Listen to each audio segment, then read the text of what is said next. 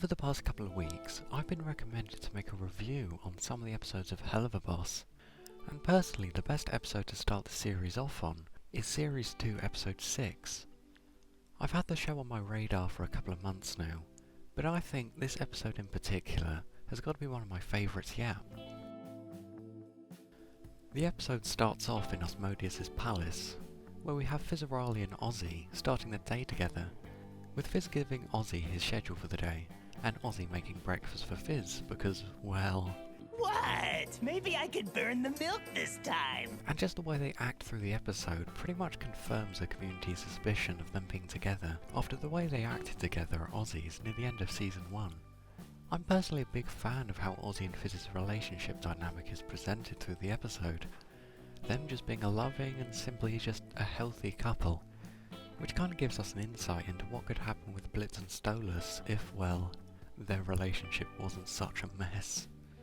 We then get led on to the Greed Ring, where Fizz is meant to go to a rehearsal for Mammon, one of the 7 deadly sins, where they come across Blitz, and where they talk for one of their first times in 15 years, eventually leading to a fight. But this is where we come across the primary antagonists, Crimson and Striker, them both teaming up as they return from previous episodes.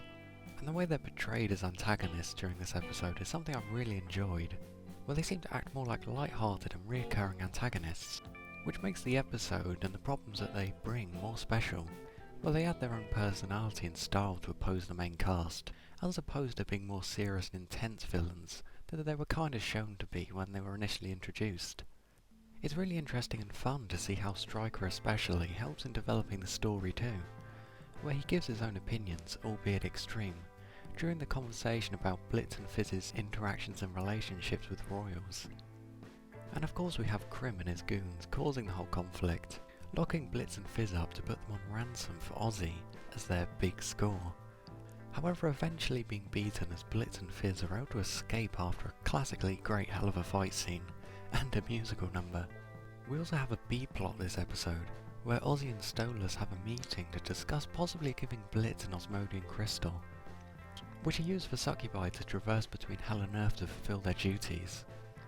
I personally think that Stolas wanted to give Blitz his Osmodian crystal so he wouldn't need Stolas' grimoire to run his business, meaning that Blitz would be given the choice whether he still wants to be around Stolas or not.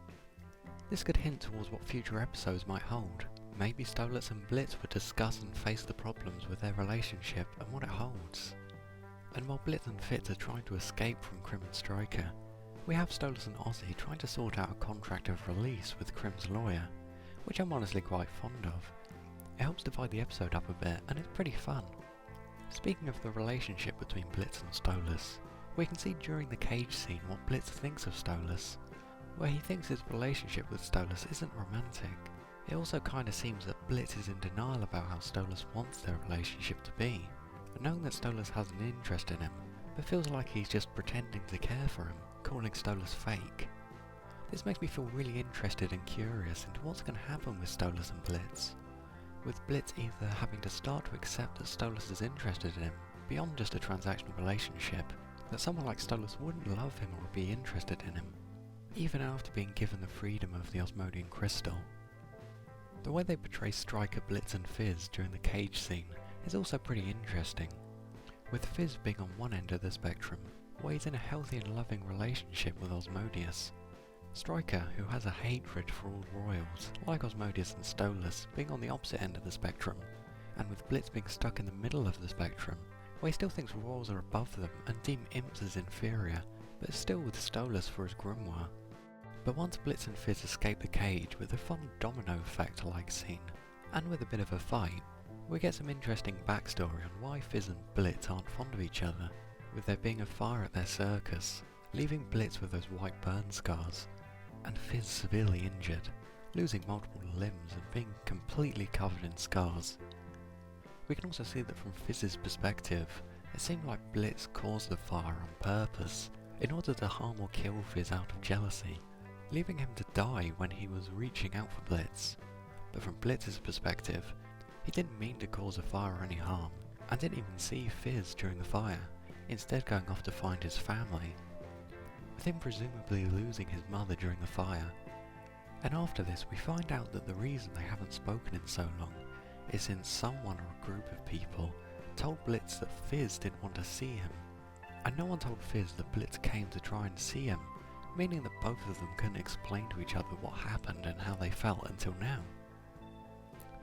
After they're able to escape and eventually destroy the warehouse, Blitz and Fizz run towards a vehicle to get away. However, Fizz gets lassoed out of the car by Stryker, where he holds him at gunpoint, presumably to kill him to spite Blitz. However, Blitz is able to shoot a stack of oil barrels and cans beside Stryker, causing an explosion that sets Stryker on fire and frees Fizz. However, it causes Fizz to be surrounded in fire, but Blitz is able to grab him and pull him up to a crane, where we have this little scene. You blew me up again, you fucking prick! I did. But this time I stuck around.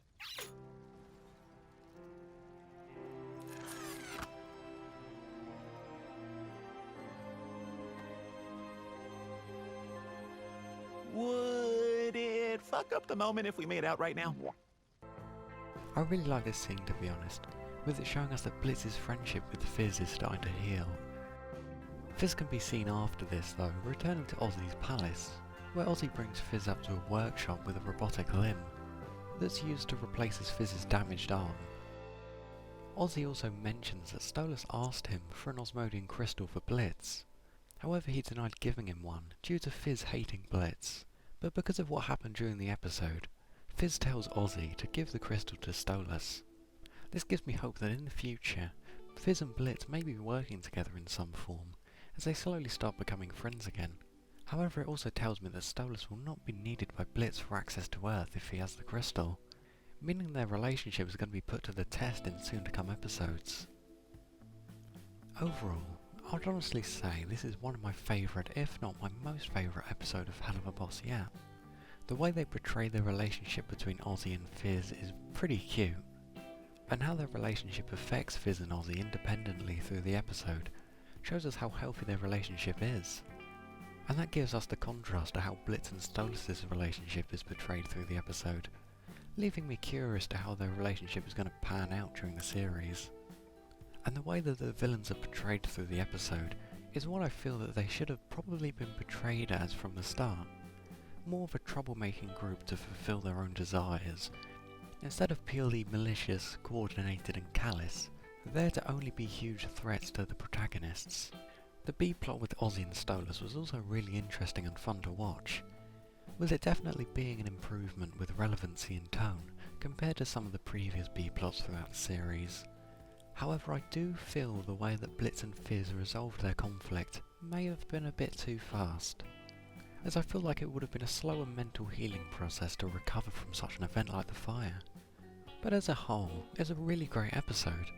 Let me know in the comments how you felt about the episode, and what you liked or disliked about it, and I hope you enjoyed. See you around.